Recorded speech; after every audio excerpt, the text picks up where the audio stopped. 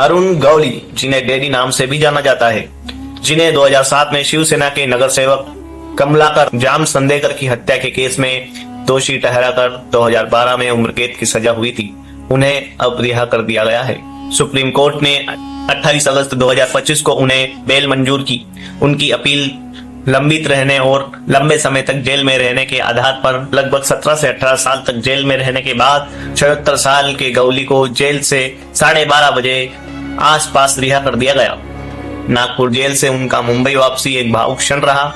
उनके परिवार समर्थकों ने स्वागत किया, फूल बरसाए गए, गुलाल उड़ाया गया और मिठाइयां बांटी गई।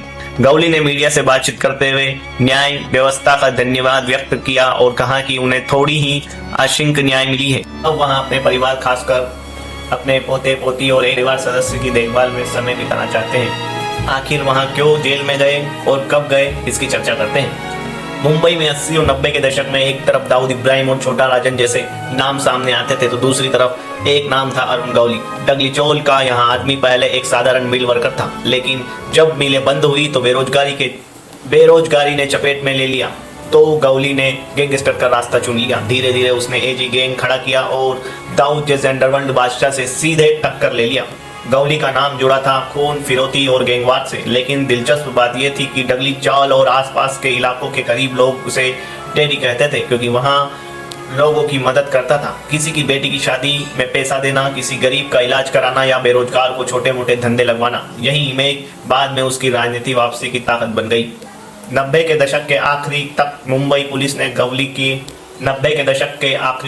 पुलिस ने गौली के कई गुंडों को एनकाउंटर में खत्म कर दिया। दाऊद और छोटा शाकिल से दुश्मनी भी लगातार बढ़ रही थी। गौली समझ गया कि अब सिर्फ बंदूक से जीना और बचना मुश्किल है।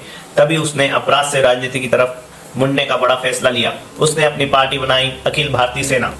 गौली ने खुलेआम कहा, अब मैं बंदूक नहीं, जनता के वोट से लड़ूंगा। उसकी पार्टी का आधार बना डगली चौल और आसपास का मराठी मजदूर वर्ग। गौली की लोकप्रियता इलाके में इतनी थी कि लोग उसे अपने मसीहा की तरह देखते थे।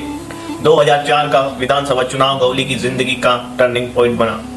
उसने बाईकुला सीट से चुनाव लड़ा। उस वक्त यहाँ सीट शिवसेना और कांग्रेस जैसे बड़ी पार्टियों के बीच मुकाबले की मानी जाती थी, लेकिन गौली की पकड़ इतनी मजबूत थी कि उसने दोनों पार्टियों को हराकर जीत हासिल की और विधायक बन गया। ये वो पल था जब पूरा मुंबई हैरान रह गया। एक कुख्यात गैंगस्टर जिस पर हत्या और फिरौती जैसे केस दर्ज थे, अब महाराष्ट्र विधानसभा में जनता का प्रतिनिधि बनकर बैठा था। कई अखबारों में लिखा, डॉन बना डैडी, डैडी बना नेता। विधायक बनने के बाद गौली ने अपनी छवि को और मजबूत करने की कोशिश की। वहां विधानसभा में सूट बूट पहनकर आता और जनता की समस्याओं पर बोलता। लोग हैरान थे कि जिसने आधी जिंदगी बंदूक के दम पर गुजारी, वहीं अब लोकतंत्र की बात कर रहा था। डगली चौल में उसके समर्थक हर बार यह नारा लगाते थे, डैडी नहीं किसी का गुलाम, डगली चौल है उसकी शान। लेकिन गौली की यह वापसी ज्यादा दिन तक नहीं चल पाई। राजनीति में आने के बावजूद वहां अपराध से पूरी तरह अलग नहीं हो पाया। 2008 में शिवसेना के नेता कमलाकर जाम संदेकर की हत्या के केस में उसका नाम आया और अदालत ने उसे आजीवन कारावास की सजा सुनी। यानी डॉन से विदाई तक का सफर जितना चमकदार था उतना ही अचानक खत्म भी हो गया। आज गौली नागपुर जेल में सजा काट रहा है और उसकी वापसी सिर्फ एक इतिहास बनकर रह गई। लेकिन ऐसा नहीं हुआ। उन्हें ऐसा लग रहा था कि अब जेल से आना मुश्किल है, लेकिन अरुण गौली ने, जिन्हें डैडी नाम से भी जाना जाता था, जिन्हें 2007 में शिवसेना के नगर सेवक कमलाकर जनसंत की हत्या के बाद उन्हें दोषी ठहराया था, आज उन्हें सुप्रीम कोर्ट ने 28 अगस्त 2025 को उन्हें बेल मंजूर कर दी। उनकी अपील लंबे समय तक जेल में रहने के आधार पर उन्हें जेल से रिहा कर दिया गया।